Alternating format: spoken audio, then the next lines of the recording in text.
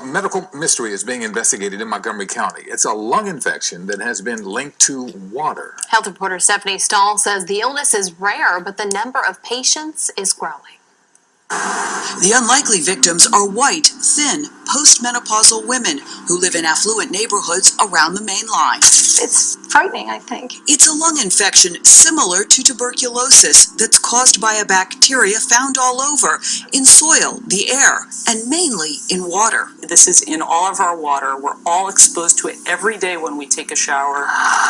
This is being researched very extensively right now. Mainline health pulmonologist Leah Landy does not want to cause unnecessary hysteria, emphasizing that the lung infection called non-tuberculous mycobacteria, or NTM, is very rare. She treats about 100 patients a year. Symptoms include a cough and fatigue. All of this white area, that's all infection and inflammation. A study from the American Thoracic Society and NIH in 2012 identified 7 significant clusters of NTM around the country, one being the greater Philadelphia metropolitan area, with significant clusters found in Montgomery County. At the end of the day, you're thinking, have you hurt yourself by drinking water? Karen McCarthy, who lives in nearby Westchester, was diagnosed with NTM in May. Now you have to live on antibiotics. Until next September or October.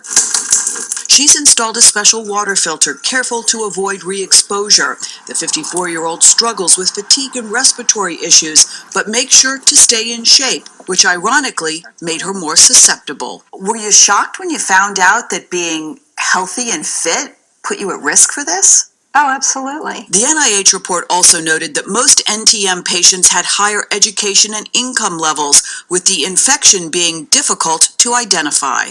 The diagnosis is tricky. It often is delayed. There's often, I'll see patients as well others that have been undiagnosed for several years. Dr. Landy says the bacteria can be especially dangerous when it's aerosolized in the shower or from a humidifier, even with dirt that blows in the air.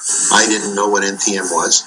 I didn't know how to pronounce it. Philip Lippman says he learned fast after his wife, Fern, was diagnosed. They lived in another NTM hotspot, Florida. The lung infection eventually killed her. She was such an amazing person, but she's in my heart.